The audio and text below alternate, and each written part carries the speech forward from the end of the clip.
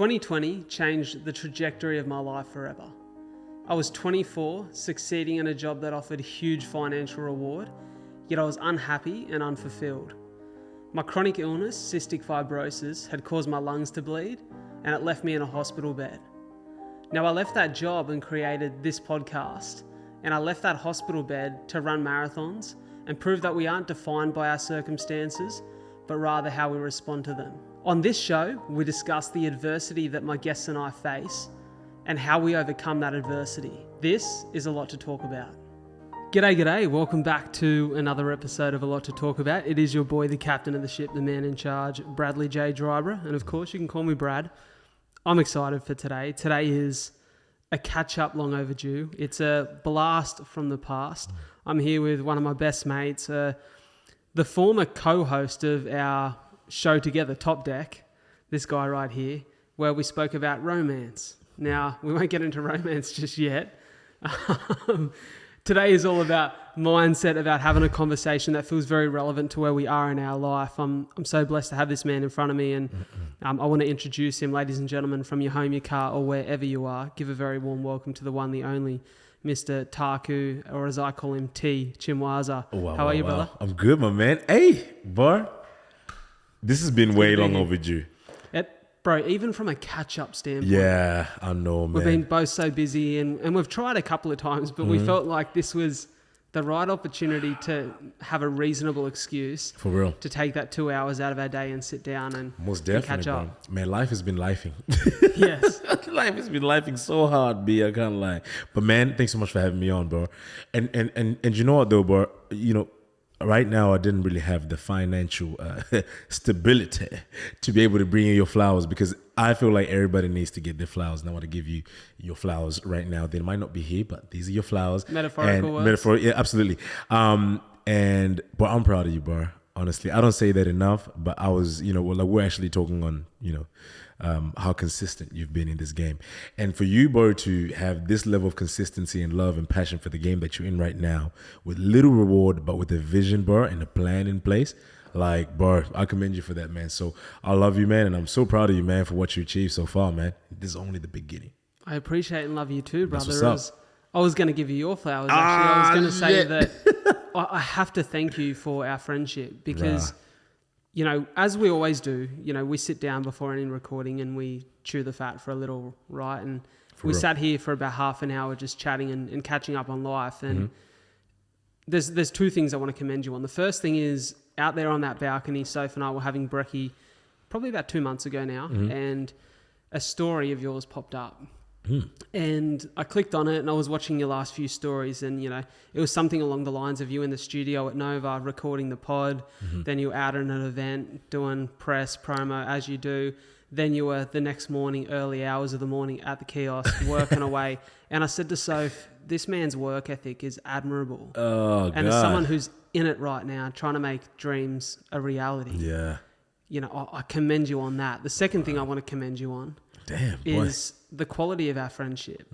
It's funny, and it's a conversation we consistently have, that no matter what I'm challenged by in my life, there seems to be a reciprocal reaction on your end. There seems to be this very similar theme of challenges in our lives that are different because they have their own context, but very similar in the fact that we seem to face challenges at the same time.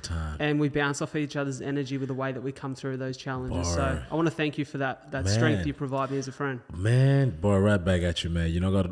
And you know what though, bro? Like, I think it's that's something I think that we kind of lack nowadays, bro. Like giving each other flowers, you know what I mean? And it's a lot of friends at the moment nowadays, bro, that are very conditional. You know what I'm saying? I'll do this for you if you do this. You know what I'm saying? But the way that we've been, bro, throughout the years, like, man, like that's when I really do see, man, like who's meant to be there in the journey, bro. And you've been here, man. You ain't left yet. Still climbing away. You still blown away, man. So man, man, thank you, bro. I really do appreciate that. And going off the first thing, man, that you said, that work ethic bit, man, like that means a lot to me, because I didn't think I was doing enough. Never thought I'd been doing enough. Because I think the thing, right, that we all kind of forget about is how much you work you know, and how determined you are to your craft. Your bank account isn't a representation of that. What's more of a representation of your work ethic is, you know, the progress. You know what I'm saying? But like the progress that's not financial related. So my issue is, you know, like with all the work, man, like that I've been doing, bro, I'm probably, man, broker than I was before I even went onto Love Island, before I started doing what I'm doing right now.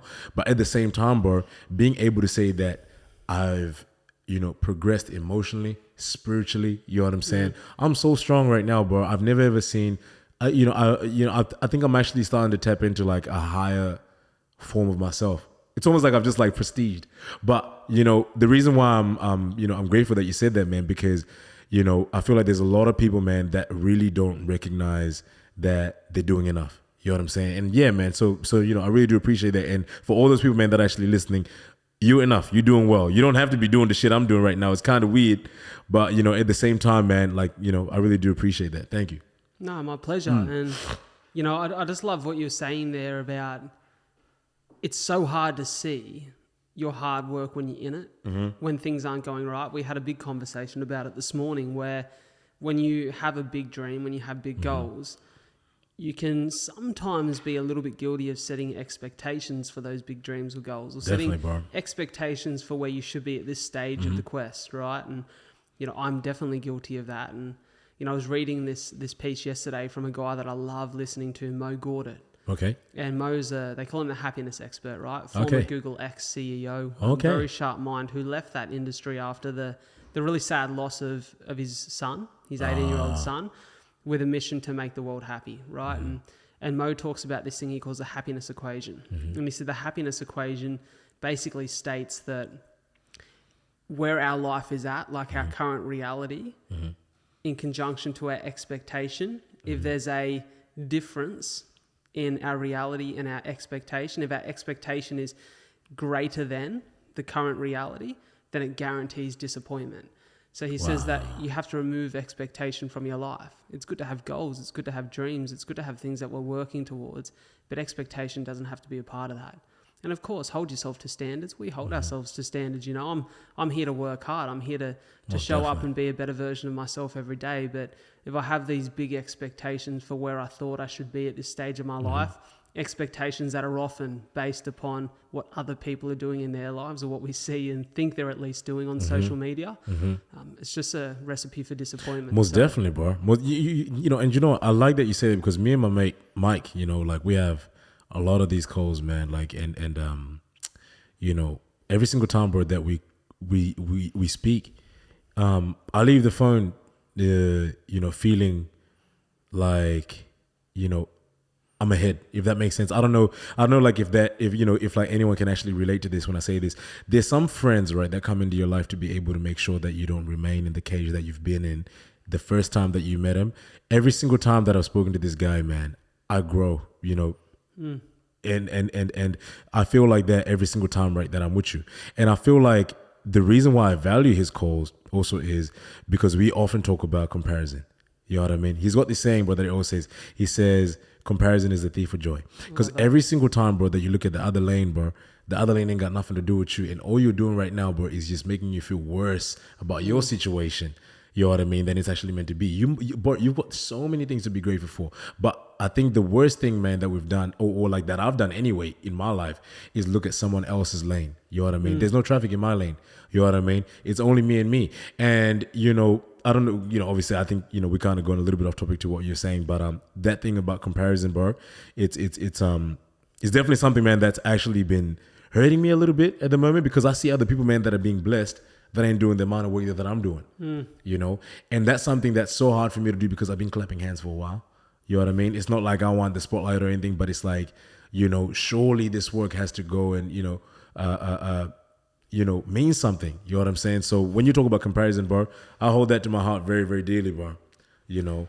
I think it's such a relevant topic, right? Because it is so hard not to compare when times are tough. Yeah, most definitely, you know, bro. To quote the great man Inky Johnson, you know, he says his grandma, well, you know, we'll quote Inky's grandma, right? Because this is where this wisdom comes from. Yeah. And she goes that don't ever wish for what someone else has, because you don't know what they did to keep it, and you don't know what they did to get it, and you don't know what they're doing to keep it. Absolutely, bro. And it's really important to remember that. But at the same point in time, understanding that the journey sometimes takes longer for some of us, some others get there quicker.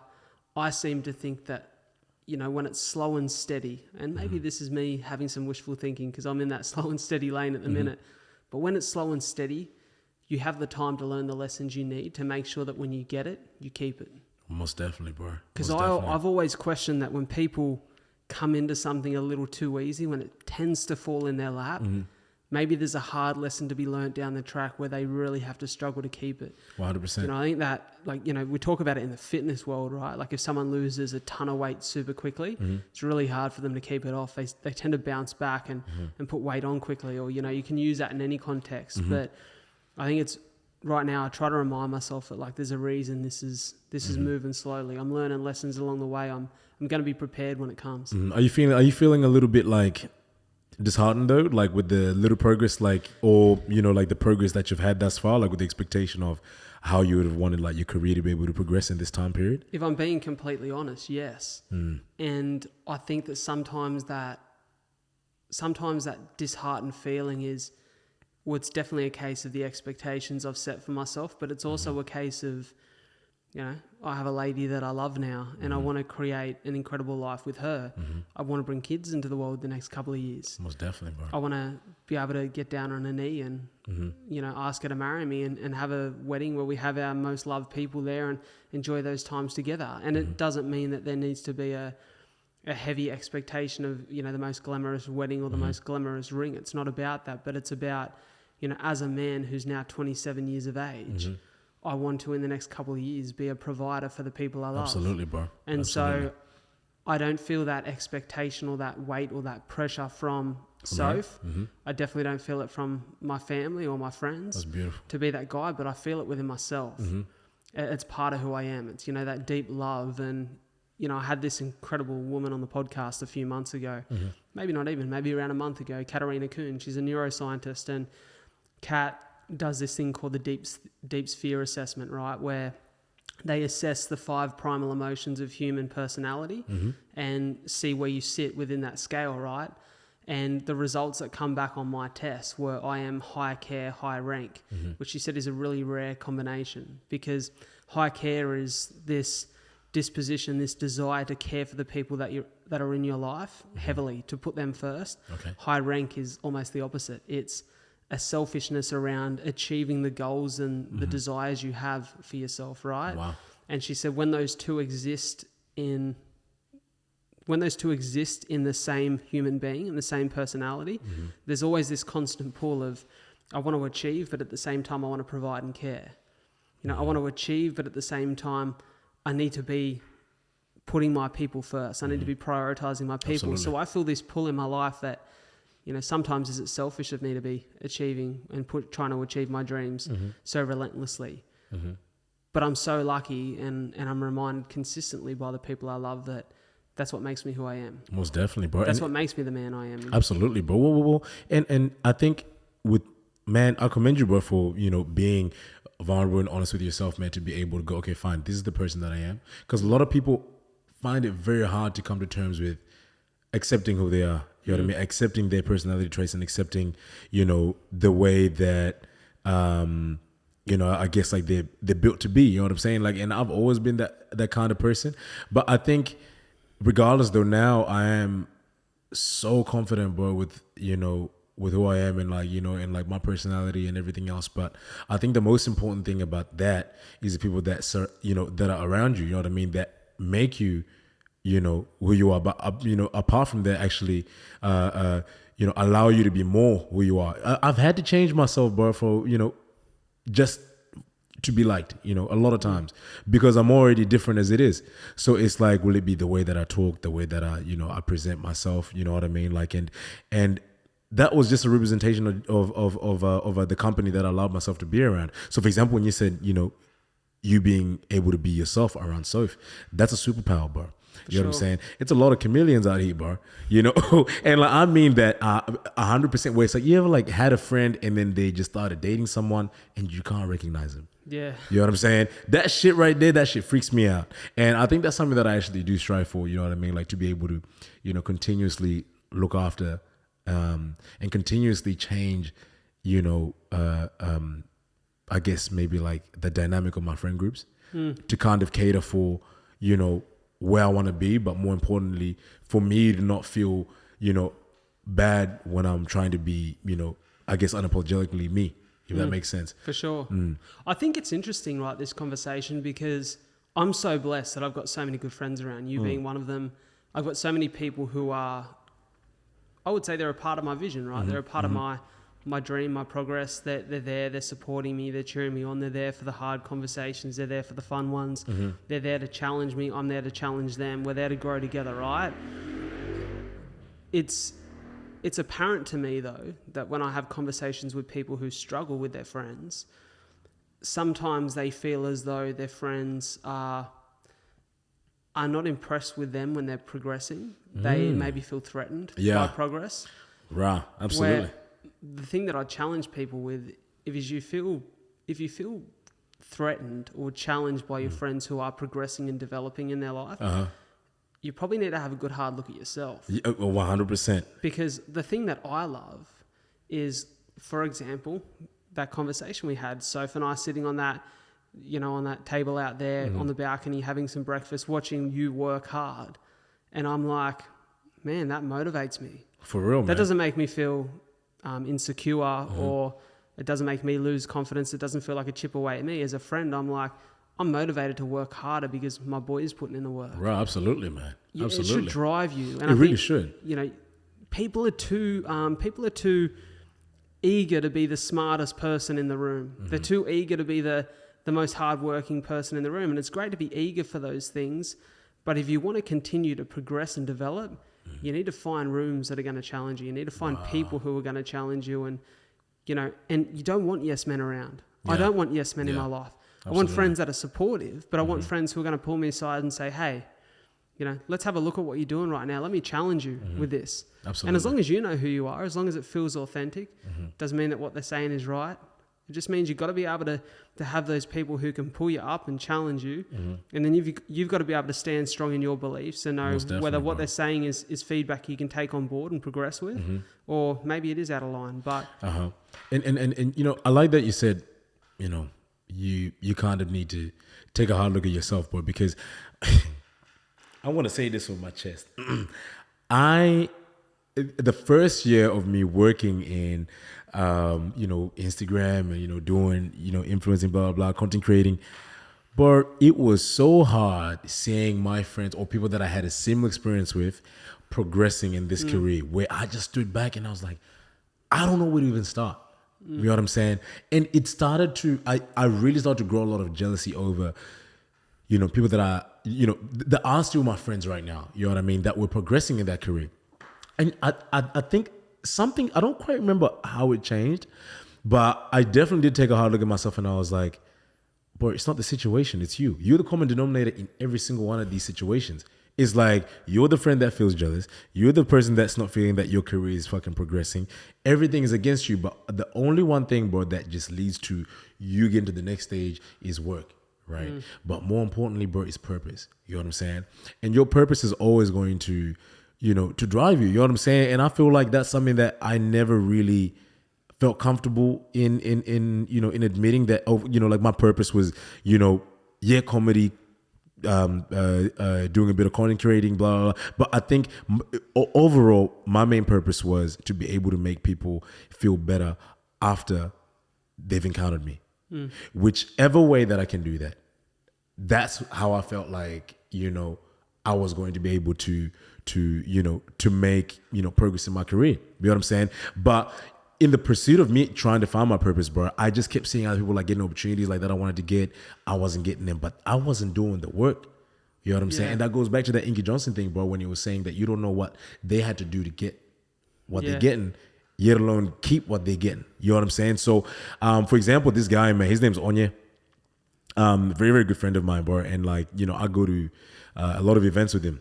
And right now he's in Japan with Jean-Paul Gaultier. Yeah, wow. And that's been his dream for a long time. You know what I'm saying? But for me, before I was seeing him, bro, like getting like these deals, and I was working with Samsung, like he's killing it, bro.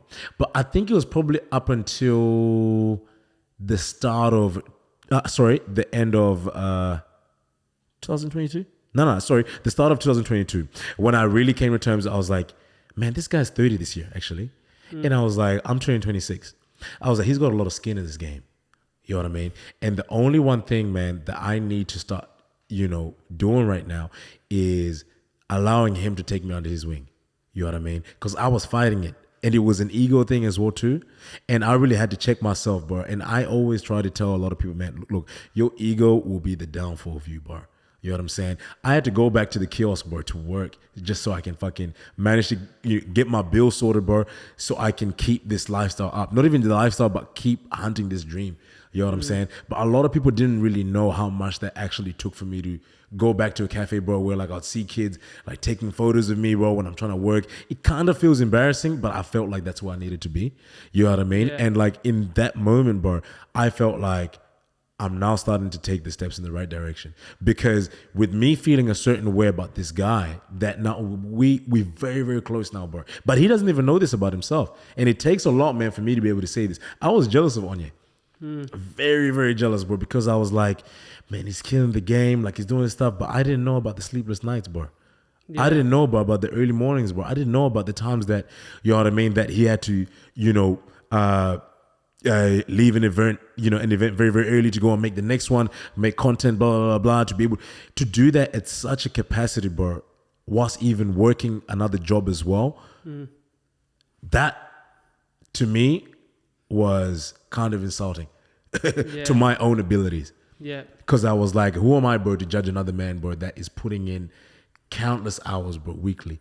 And I'm just going to like about 3 events a month, hoping to get the same things that he's been getting. And I think this is a message to me. Yes, to me again, but this is a message to everyone else, man, that really has, a dream and a purpose, man, that they're trying to, pursue whilst looking at the other lane. You know what I'm saying? It's not time lost. It's only time learned. And that's something that I really, really need to be able to kind of, come to terms with.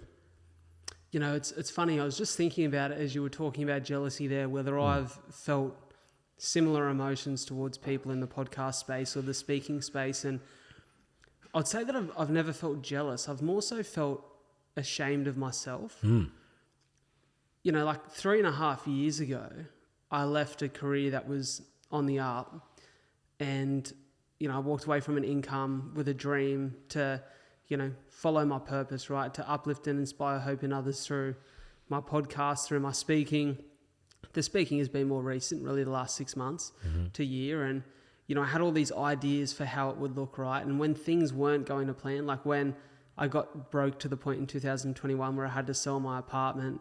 And then I was like, okay, this has given me a runway because the market's great. And now I've got a good kitty of money in my bank account and I can continue to pursue my dreams. This has bought me time. Well, the time's fucking run out, bro, right? I feel that, bro. So I'm at the end of that, right? And I'm like, there was almost a feeling of shame that like, if I have to go back and work a job a couple of days a week to support me and Soph while this thing grows, while this thing takes time to develop, whilst my career blossoms, whilst those seeds that have been planted, actually come to harvest, whilst that is in process, if I have to go back to a job a couple of days a week, will people think that I'm not valuable?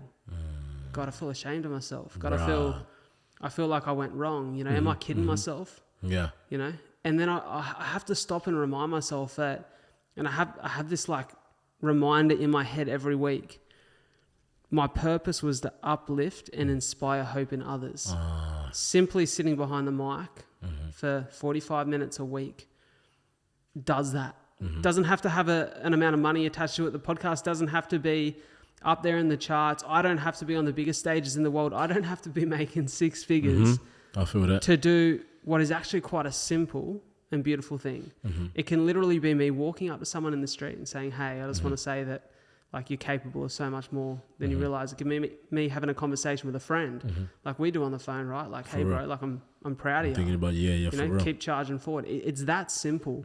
But we build these big fucking barriers in our head that make us feel this way, you know, that make us feel insecure or shameful or guilty or jealous. And it's coming back to the roots of it, man. And at the roots of it, it's actually pretty simple. And I have to keep reminding myself that, because, you know, otherwise the only thing you do is you chip away at your confidence. Most definitely, you know, and that's the thing you can control, right? The thing you can control is your belief, your perspective. Yep. So I'm trying to remind myself of that, but man, we've just gone down like the 25-minute rabbit hole of mindset, right? Which is great. That's what this conversation is about. But what I want to ask you, brother, is right now in your life, you know, to give the people a 30-second recap, you know, we first really connected as mates. Like, we'd been mates for a couple of years, but we first really connected and built a strength of friendship again, you know, when you come off the back of Love Island, right? And that's, how many years ago now? 2 years ago now, right? So you come off Love Island and there was this dream, this vision, and, you know, you've been working towards that ever since. And, you know, you spoke about the many hurdles and the many challenges and points of adversity along the way. You know, where you are now, give us a little recap on what's been happening and what's changed in your world since maybe people last heard you on the pod. Oh my God. Okay, cool. So a little bit of a recap. Okay, in the past 2 years, what has happened? I think there's been a total mind shift in the way that I'm approaching where I am, where I'm meant to be, and what it's going to take for me to get there. I think that's something that I wish I developed earlier on, but I can't wish that, because I feel like, once again, not time lost, time learned. You know what I'm saying? Yeah. I needed to be able to go through what I went through to be able to kind of, you know, develop this way. But, you know, so a bit of like a recap. Since then, I've signed with Nova podcast. So like, we've actually got a podcast, Back to Reality, with my mate Al from Maths and Love Island as well too. So boy, it's amazing. I never really thought I was actually going to have my own podcast as well. That's so exciting. It's just, yeah, man, like, it's pretty exciting, but at the same time, you know, that's a lot of work as well. You know what I'm saying? Like, even though like we're producers, we still got to work in, like in the background as well too. So still a massive opportunity, man, to be able to kind of help share other people's stories that have come off the back of like reality TV. You know what I mean? So kind of giving them a voice, you know, to be able to kind of talk about their story on the show, like, you know, where like it's maybe some parts that haven't really been showed, or like they've been like edited out, sort of thing. There's that, man. What else has been happening like in the last 2 years? Been broke, been broken. But you know, I just kept on finding my feet, bro. You know, and I feel like in the past 2 years, man, like in a nutshell, I would literally describe that time as me overcoming adversity, and the adversity of people thinking that I got it good, but I really don't. And that's something that no one really talks about, bro. You know what I'm saying? Because I feel like what they really just see at the surface, bro, it's all nice. You know what I mean? Like, it's all nice. Yeah. But, boy, when I shut the door, bro, you know, I came on to the podcast, the very first podcast that we had after Love Island, I had a drinking problem. But I never really wanted to tell anybody that. And we had to cut that episode short because I started crying. Like, I was like, oh, God, man, Brad, you're going to have to listen to me right now. I hope we can actually, you know, put this into this clip, because hopefully you still got that, huh? I do, yeah. And, you know, and like you were just about to cut the camera off. I was like, no, bro. This is part of my story. You know what I'm saying? Because everybody's quick to see the glory, but nobody wants to hear your story. Man, then God sent me here, man.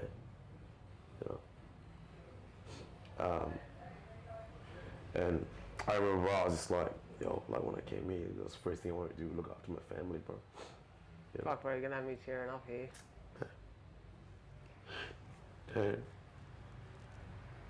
You know what I'm saying? It's so true, because I think about this all the time. I had an experience. I won't share it on the pod because I'll talk to you off the pod about it. It's nothing crazy, but okay. It's just I found it quite funny.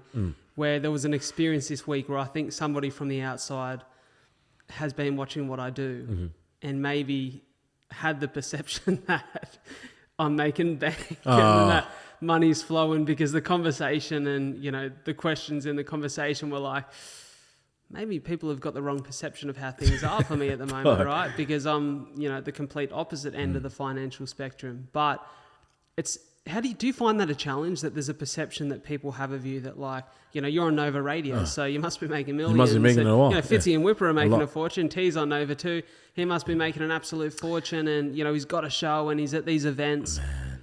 Is that perception is it hard to then be realistic and have a conversation like you're having now? For me, it's not hard anymore because I ain't got nothing to hide. I tell everybody all the time, I was like, what you see is what you get. I used to, never really want to tell anybody about like my financial situation. But at the same time, I feel like the biggest thing right now for me is to be comfortable in letting people know the truth. You know what I'm saying? The truth will the truth would definitely set me free. But apart from that, it'll set that person free from that view that they think, you know what I mean? Or like that perception of me that they have. You know what I'm saying? Because I hate it, man, when like people put a front on when shit ain't really good. My shit ain't right. I just moved into like a new apartment, but people didn't even know that apartment was empty. You know what I'm saying?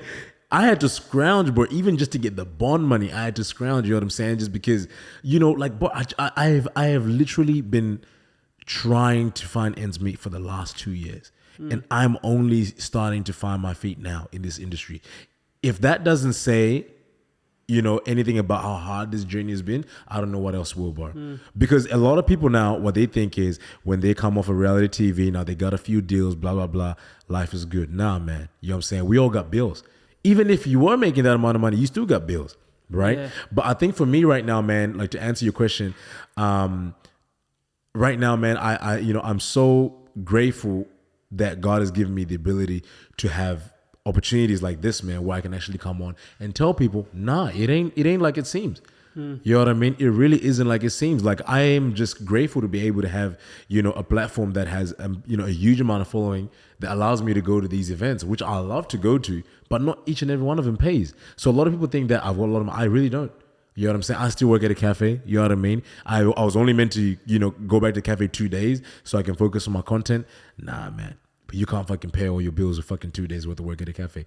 Now I'm just about to go into 5 days. But in those 5 days, right, just to break down my schedule for people right there, is in those 5 days, I'm in the studio Monday, sometimes on a Wednesday, right? And I might have 2 or 3 events during the week. That might be on a Thursday, that might be on a Saturday. So I'm in Sydney maybe, 3 to 4 times a week, right? Yet alone, I have to go, I have to catch a train to go to Sydney, right? And sometimes I might be getting back late at night, like sometimes close to even 11:30, and then I have to wake up for work at about 4, right? And I just moved to this new apartment. I got to catch a train to work. You know what I'm saying? That's it. 4 o'clock, I got to wake up. By 5:30, I'm at work. As soon as I finish, I got to focus on my content. I got to work on some of these side hustles.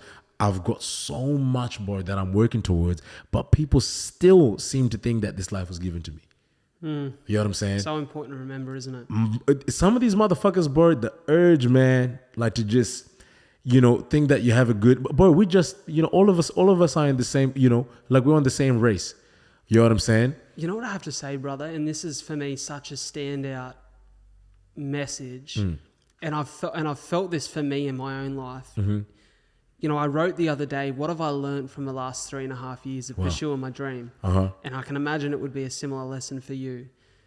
Whilst you've not got all of the things that you'd hoped to, right? Whilst it's not working the way you'd want it to work, whilst it's not everything you thought it would be cracked up to be at this point in time, you have this thing called undeniable proof that you are who you say you are, that you are not only that you want the goals and the dreams that you've set for yourself, but that you're gonna work towards them, because without any real reward, you're still here. Absolutely, bro. And for me, that undeniable proof is a fucking powerful thing, because nobody can tell you otherwise. Most definitely, no bro. one can tell me that I don't have enough self-belief, because let me tell you, I wouldn't be here if I didn't. 100%, bro. And you can back yourself 100% of the time. And for me, that's a beautiful lesson. Let me ask you something though, bro. Because the last time that we actually had this podcast, our last catch up, on a podcast anyway, you were single. I was what? You were single. Yeah. With you chasing your dream right now, but now I'm asking questions on your podcast. With you now being in a relationship, bro, how different has your life changed, bro, given that you're still trying to chase a dream, but you got a girl now, you know what I'm saying? Like, you got to make sure that she's happy, but at the same time, you're still trying to handle business. Bro, it's been and I don't say this lightly, meeting Soph is the greatest gift I've ever been given in life. Wow. I always look to people who had love in their life, and I always thought that looks nice, but how does it really feel to be in it? Because I'd never experienced love before, right? Right. I'd never experienced a proper relationship. I was 26 years old, and a big part of it was I had all these insecurities and these personal challenges that I felt were a justifiable reason for me not to enter that world, which it was just insecurity. It was just garbage that I needed to get clear of. But I always wondered what love would feel like.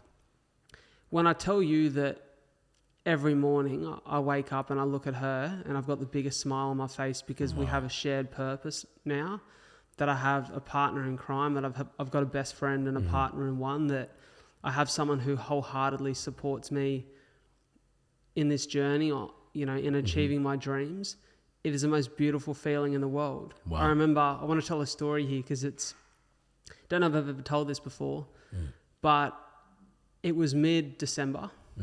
I had been seeing Soph for about 4 or 5 weeks at this point, and our love story has been crazy fast, but 2 weeks in, we practically started living together Right. here under this roof with my family who were here at the time.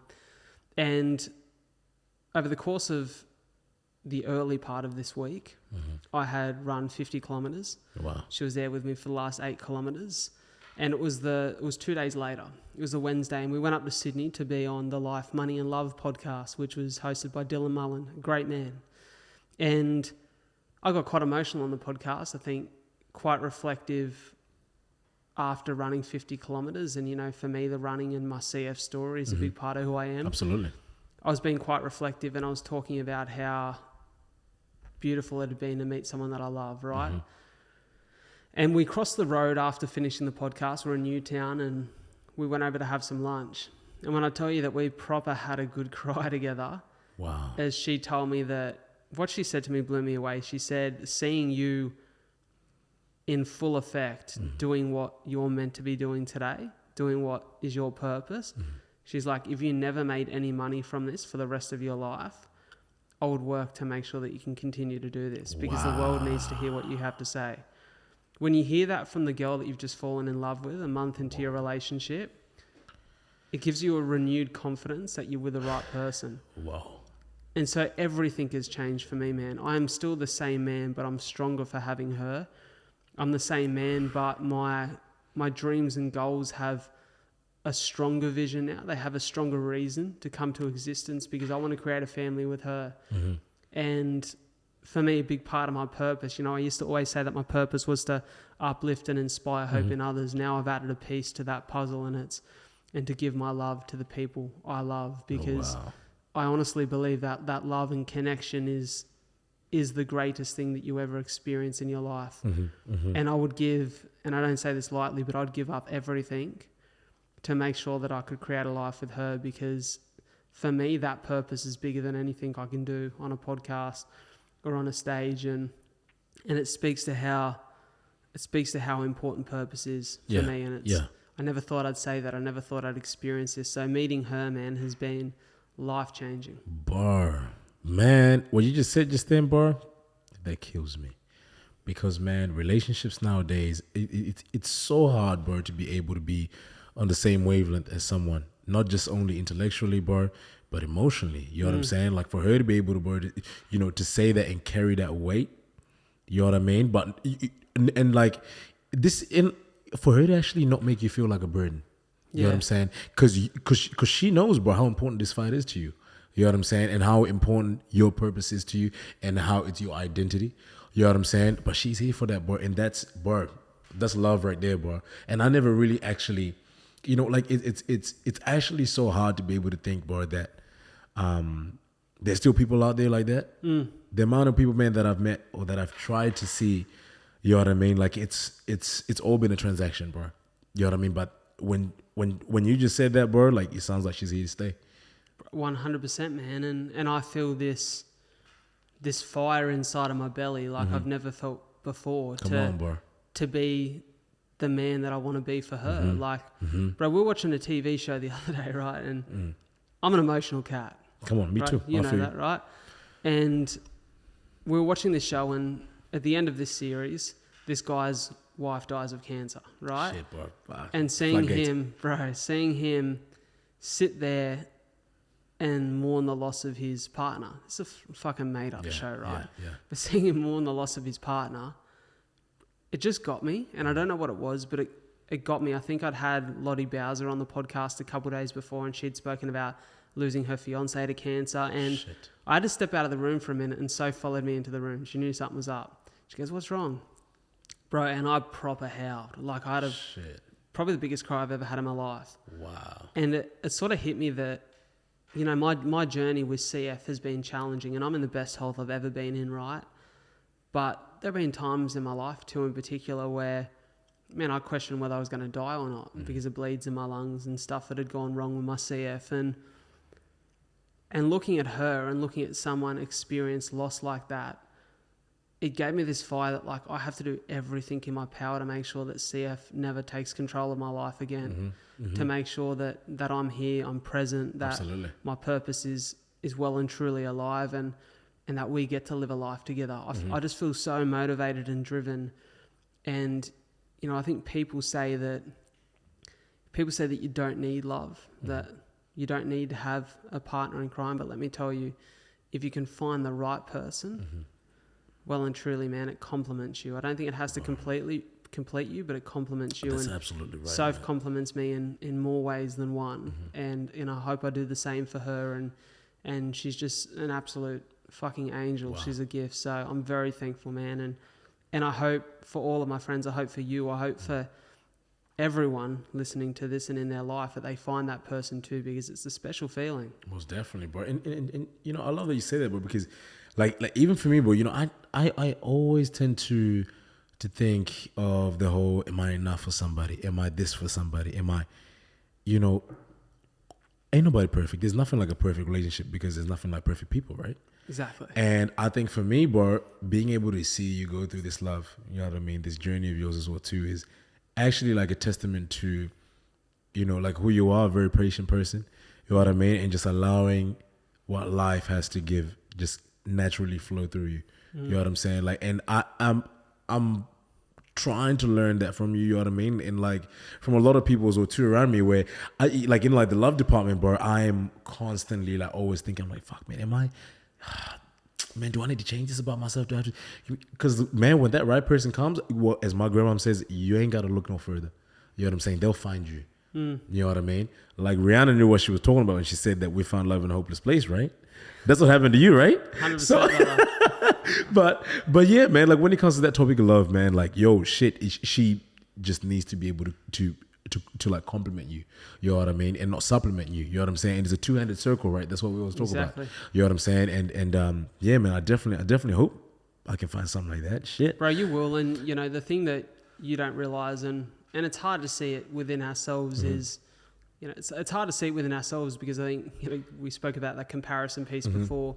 We compare ourselves to where others are at. We often battle insecurities that not everyone knows about, and I know I had my fucking fair share. And let me tell you that you would be an incredible addition to someone's life. You were such a good man, and I'm not just pumping you up here because maybe there's some single ladies listening to the podcast. Please. What I will say is that you're a good man, and you don't have to ever question that. You know deep down who you are, and you know it's why you're still in my life. You know, I've taken a very particular focus on who my friends and who my people are, and you know I keep good people around, and you're a fucking great man. So, man, boy, bro, you're gonna find it. I appreciate that, boy. My pleasure, brother. My pleasure. I want to ask you a question quickly before we sort of wrap up this conversation, which goes too quick always. I know, But I want to say you spoke there before about that first pod we ever filmed when you got off Love Island, right? And you spoke about that drinking problem, and you know I still remember, and I actually watched this clip not long back. I watched this pod through because it was special for me, just seeing where you're at now. I was like, I want to watch this back because this is such a great reminder. And I think I messaged you after it. Yeah, you did, and you sent me, and you're like, oh, I remember this. I'm like, oh shit, bro. And you know you were visibly really upset. You know it was obviously really hard. Where do you think that drinking problem at the time, where did that come from? So that drinking problem at the time was actually an escape for me, you know. Yeah, from me, you know, and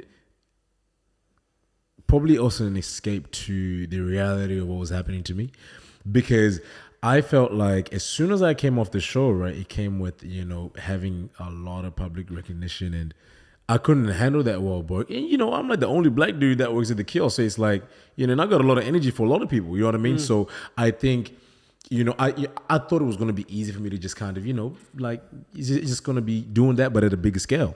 Nah, bro, it was a different beast. And because Wollongong doesn't really have too many of these people around, so it was a shock to them as well. Like, fuck, like he lives here? Like, what the fuck? So like it was a lot for me to even like go out in public in Wollongong.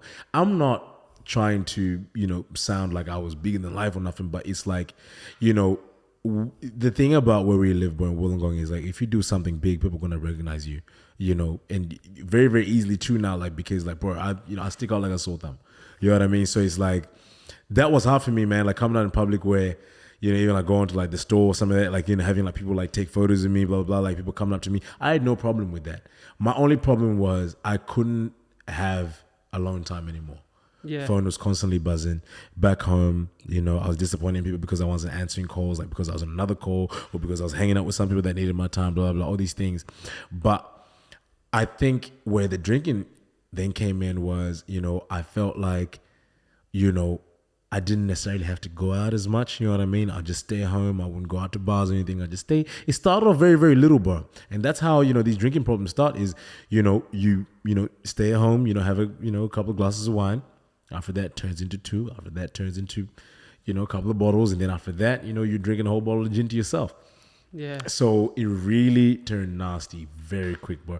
And I'm not talking about like just maybe on a Friday night. It was like maybe 3 and 4 nights in a row that I'll get wasted, bro. In the house because I wasn't working as well too. Yeah. So, and I was really battling because I knew I was slowly losing grip of life. You know what I mean? I wasn't in control. And I think the thing that not many people really understand is the beauty of life, bro. You're only just a call away. You know what I mean? And you're only just a moment away, bro, from either losing your life or finding your feet again. You know what I'm saying? And if I'm being 100% honest, bro, I think that episode right there, bro, probably allowed me to check myself because I had actually voiced that out to someone. After that, bro, I started to make a few adjustments.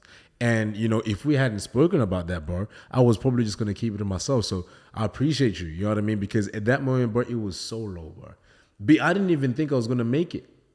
I was having some nasty thoughts, bro, and then I really started to think about my family and like, what I've done so far and like who I live for and like, and I think it also came with like me being alone as well too, because I don't really have anyone here. Yeah. So, I think that's where that issue came from. But man, like, now 2 years away from that, man, like I'm good. I'm healthy, man. I'm happy. You know what I mean? And then, it's really a testament, like, to show that there's no storm or no cloud that stays over one person's life for a long period of time. You know what I mean? But what I'm so grateful for is I went through that. You know what I mean? I'm so grateful, bro, that I was so present in that moment and, but I didn't let anything shake me, bro. You know what I mean? Like that moment did shake me, but you know what I mean? Because of the support system around me, you yourself, like, I couldn't even open up to my very, very close friends. You know what I mean? Like the people that, I call every single day. You know what I mean? Like, and like you have your set 3 or 4. You know what I mean? And it's like we hang out, but like we hang out like, you know what I mean? There might be like gaps like in between hangouts. Yeah. But when we do, it's at a moment where I need you. You know what I'm saying? Likewise, brother. So yeah, man, I really do appreciate you for, for like being there for me in that moment. Well, I appreciate you sharing that, brother. And I remember that moment and how emotional it made me. You had me, getting sweaty eyes in that studio too. Yeah, because, I remember. Bro, it's hard to see people you love going through things that you can't necessarily fix or change for them. You can only be there to listen. Mm-hmm. And you can only be there to make sure that they know they've got that unconditional love and support. And bro, I'm so happy and I'm so excited to see you where you're at right now. It fills my heart with joy. It excites me and it's genuinely motivating and fuels my fire to see you doing well. Appreciate that, bro. I want to ask you one last question before we leave off. Mm-hmm. If you were to give me the mission statement for who you want to be as a man right now, what would that sound like? For who I want to be. Oh my God. The mission statement for who I want to be as a man. But I've never had anybody ask me that before, but that's a very good question. Oh my God. I think, wow. to be, oh man, I'm really trying to find the words to actually answer this. I think I saw something not so long ago, and it said, actually, I think Benny Garrard actually posted this one. A very interesting statement, and he said, let's see what not giving up does. You know, and that hit a nerve because in every situation, bro, that I've been in, once again, like even like for you, bro, we all have a choice, bro. You know what I mean? It all comes back down to a choice. But that choice of not giving up, bro, like a lot of people think that is a very lighthearted term. But I think that mission statement for me, bro, let's see what happens if we don't give up. Whether it being relationally, whether it being financially, spiritually, let's see what happens if I don't give up. You know what I'm saying? And I think that's definitely going to be the recipe to being that person that I want to be in the end, no matter what it is. I love that, brother. I read something from Chris Williamson the other day, and it said you either give up or you win. Wow. And let me tell you, brother, you're on a path to win. Hey, man. I have so much love for you. You're a resilient man. You're a very motivating and you're a friend that contributes consistently to the positive mental health that I have. So I want to thank you for that. I want to thank you for your time on the podcast, brother. And I'm going to make sure that every one of the links to your Nova show with our Back to Reality, to your socials, to everywhere that people can connect with you is here in the show notes. So for sure, man. I appreciate it, man. Thank you so much, bro. Thanks for having me. It's always a pleasure. Yes, sir. Never a chore. Cheers, my bro. Thank you so much for tuning into another episode of A Lot to Talk About. It means the world that you guys are in my corner, that you continue to listen to the show every week.